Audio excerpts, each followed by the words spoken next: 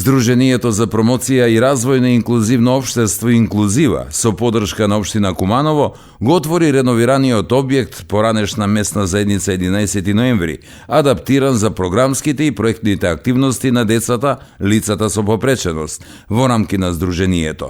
На настанот присуствуваа градоначалникот Максим Димитриевски, председателката на Советот на општината Ивана Ѓорѓиевска и раководителот на секторот за култура и спорт. Немаме намера да застанеме тука.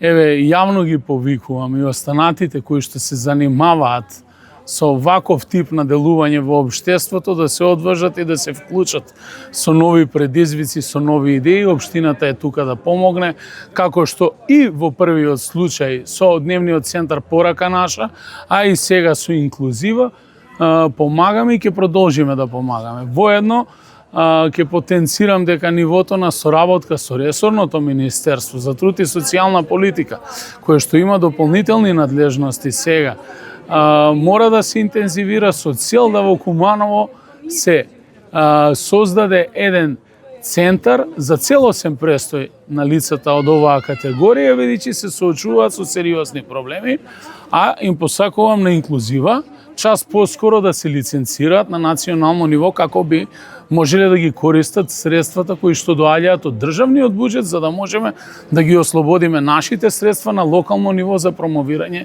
на нови вакви проекти. Имавме, ако се сеќавате, една иницијатива да постоечката инфраструктура барем првично ги спуштиме тротоарите и мора да бидам искрен, тоа не изгледа убаво, бидејќи тоа е импровизација, но на тој начин барем на главниот булевар и во централното градско подрашје на одредени локации се спуштија 3 тротоари. Дополнително секаде каде што градиме нова инфраструктура, веќе ги применуваме тие стандарди и ги спуштаме тротоарите, но видете, завртете се околу вас и видете ги сите возила кај се паркирани.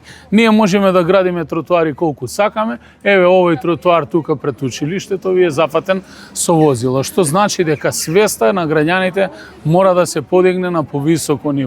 Мора да се научиме, значи, гаражните места кои што ни се планирани во објектите не може да бидат трансформирани во дуќан или други тип на подрумски простори, туку да се паркираат нашите возила таму кај што треба да бидат паркирани. Верувам во Благица и во Тања, во Инклузива, затоа што тие се едни од првите во државата кои се поборници за развивање на социјални услуги кои се почесто и почесто требат на нашите деца. Како човек од образование свесна сум дека има многу повеќе логопеди што треба да логопедски пречки од страна на децата поради користење на компјутери.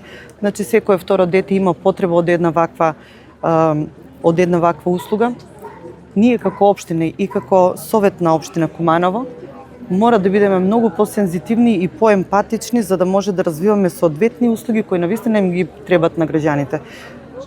Логопедска услуга еден час мислам дека е 500 денари, не секој или 600 денари.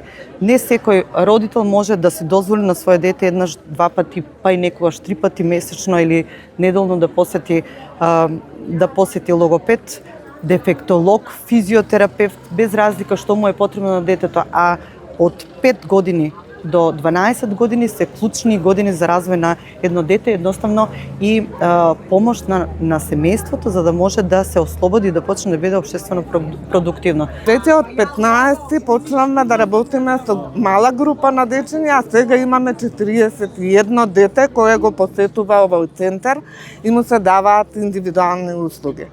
Дечињата, она што ме радува, дечињата се пуштаат од родителите да дојдат тука и едва излегуваат од овој центар, што значи дека овој објект им ја дава неопходната услуга, но и љубовта која пружаме кон оваа категорија ја чувствуваат секојдневно.